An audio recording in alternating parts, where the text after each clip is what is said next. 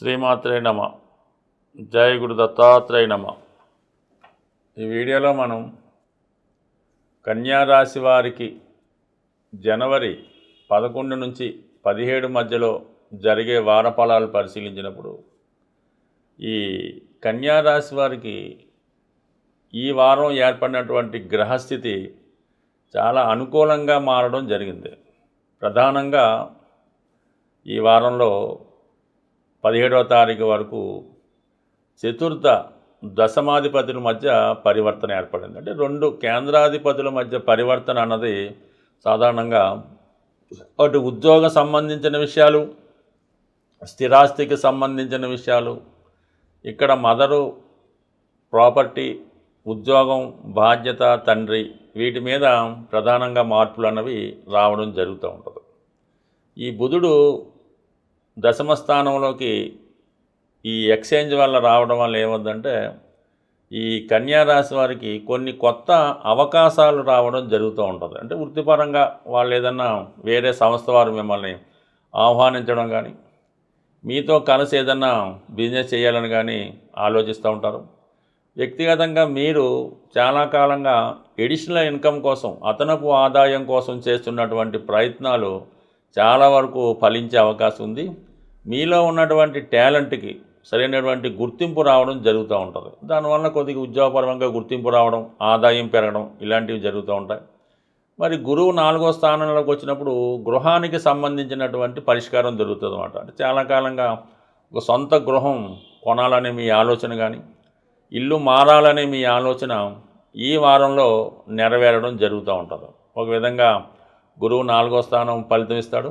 దాంతోపాటు అష్టమాధిపతి కుజుడు చతుర్థ స్థానంలో సంచారం, అష్టమాధిపతి 4లోకి వచ్చినా కూడా స్థానచలనం జరుగుతూ ఉంటుంది.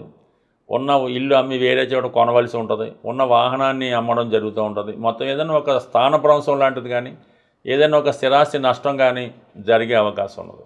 దాంతో వ్యయాధిపతి రవి కూడా అక్కడే సంచరిస్తున్నాడు. ఇది కూడా మీకు ప్లేస్ చేంజ్ అన్నది కంపల్సరీగా చెప్పడం జరుగుతుంది. కాబట్టి ఈ సమయంలో మీరు ఏదైనా మీకు పాతదేమైనా స్థిరాస్తితో ఇంకోటి ఉంటే దాన్ని విక్రయించి కొత్త స్థిరాస్తిని కొనడం కానీ, కొత్త గృహంలోకి మారడం కానీ ఈ వారంలో జరిగే అవకాశం ఉంటుంది. ఇంచుమించుగా అది 17వ తారీఖు లోపల సంపూర్ణం అవ్వాల్సి ఉంటుంది.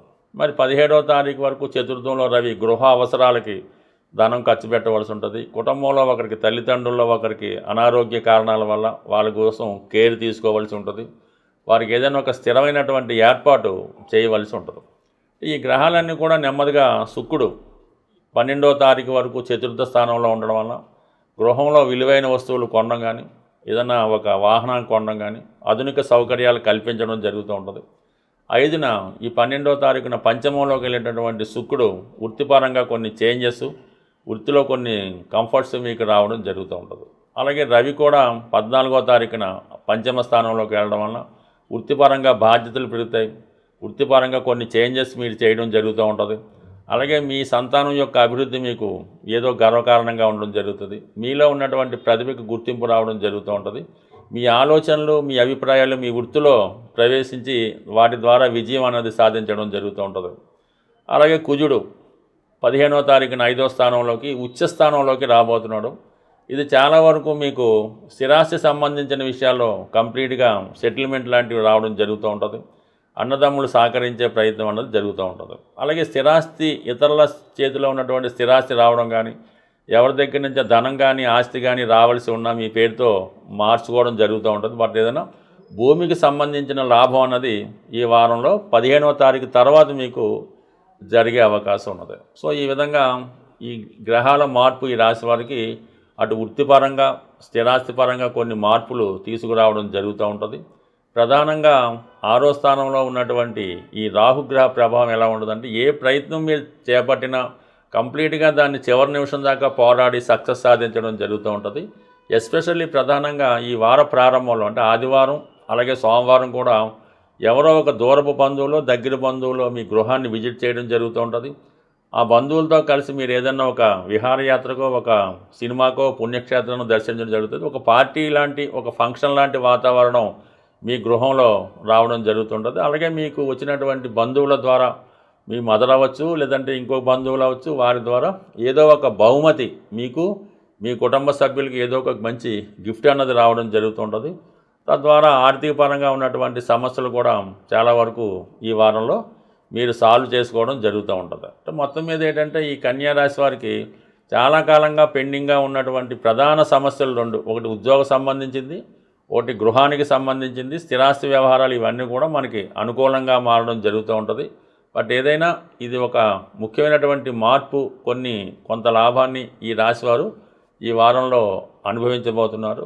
సాధారణంగా మనకి ఎన్ని అర్హతలు ఉన్నా ఒక పెళ్లి ప్రయత్నం చేస్తున్నప్పుడు ఆ పిల్లవాడికో అమ్మాయికో వివాహం జరగకపోవడం, అలాగే ఎంత గట్టిగా ఉద్యోగ ప్రయత్నం చేసిన ఉద్యోగం రావడానికి ప్రధాన కారణం మీ జాతకంతో పాటుగా మీరు నివసిస్తున్నటువంటి గృహం కూడా ఇది కారణం అవుతూ ఉంటుంది. సాధారణంగా ఉత్తరం వైపు సింహద్వారం కలిగినటువంటి వ్యక్తులు ఆర్థిక పరంగా చాలా అనుకూలంగా ఉన్నప్పటికీ కూడా ఏ విధంగానైనా ఉత్తర భాగంలో ఇబ్బంది కలిగినప్పుడు తొందరగా వివాహాలు అన్నవి జరగకుండా ఇబ్బంది పడుతూ ఉంటారు. అలాగే ఆ కుటుంబ సభ్యుల మధ్య, ముఖ్యంగా అన్నదమ్ముల మధ్య కానీ అక్క చెల్లెల మధ్య కానీ విభేదాల కారణంగా వచ్చిన సంబంధాల్ని వదులుకోవడం లాంటిది కూడా జరుగుతూ ఉంటుంది. సో అలాగే ఉద్యోగ ప్రయత్నాలు కూడా ఏమవుతాయంటే సరైనటువంటి అవకాశాలు రావు. వీళ్ళు ఏదో ఒక ఉద్యోగం కోసం ప్రయత్నం చేస్తుంటారు, చిన్న ఉద్యోగంలో చేరరు.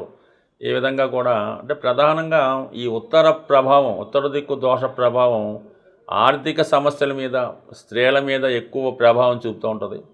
అటువంటి ఉత్తర దిక్కు సమస్యలు ఉన్నవారు వెంకటేశ్వర స్వామిని బుధవారం రోజు అర్చించడం వల్ల, పూజించడం వల్ల ఇటువంటి వాస్తు దోషాలు సరయ్యే అవకాశం ఉంటుంది.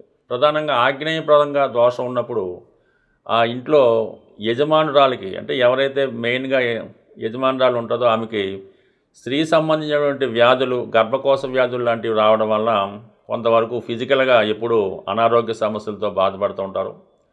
ఆ ఇంటి యజమాని ఏదో ఒక బలహీనతకి, వ్యసనానికి లోనై భార్యాభర్తల మధ్య గ్యాప్ అది పెరుగుతూ ఉంటుంది. అలాగే ఆ యజమాని ఏదో ఒక బలహీనత వల్ల ధనాన్ని నష్టపోవడం, ఏదో ఒక హ్యాబిట్కి అలవాటు పడడం వల్ల కుటుంబ సభ్యులు చికాకు పడుతుంటారు. ఆ ఇంట్లో చిన్నవాళ్ళు పెద్దవారి మీద డామినేట్ చేస్తూ ఉంటారు. అందువల్ల ఈ ఆగ్నేయ దోషం ఉన్నవాళ్ళు, అంటే ఆగ్నేయులు అయినా ఉండకూడని ఉన్న ఇబ్బంది ఉన్నా అది ఇబ్బంది పడుతూ ఉంటుంది. ఆగ్నేయ దోషం ఉన్నవాళ్ళు అంటే ఆగ్నేయ భాగంలో, మీ యొక్క ఆగ్నేయ భాగంలో ఎప్పుడూ వెలిగే విధంగా ఒక ఎరుపు రంగు లైటు 24 వెలిగేలా పెట్టుకుంటే ఆటోమేటిక్గా ఆగ్నేయ ప్రభావ దోషం తొలగి కొంతవరకు ఆ కుటుంబ సభ్యుల మధ్య సఖ్యత ఏర్పడుతూ ఉంటుంది.